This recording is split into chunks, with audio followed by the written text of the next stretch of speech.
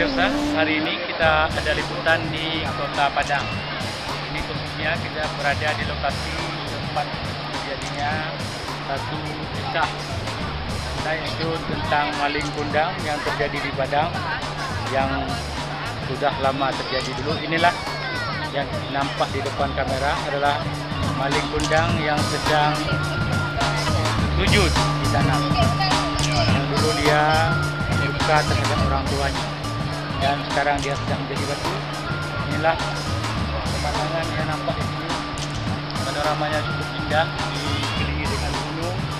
Kawasan juga pilot Dan pengunjung dari daerah datang ke sini untuk melihat.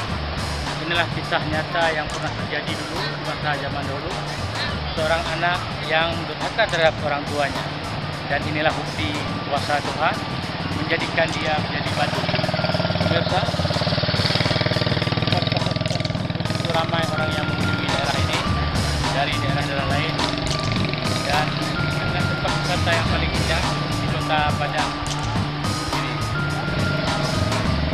Ini kita nampak dari kamera bahwa rombongan yang datang dari daerah-daerah lain juga berkunjung di sini untuk melihat bukti nyata bahwa kekuasaan Tuhan itu dinampakkan di sini, bahwa seorang anak yang durhaka terhadap orang tuanya.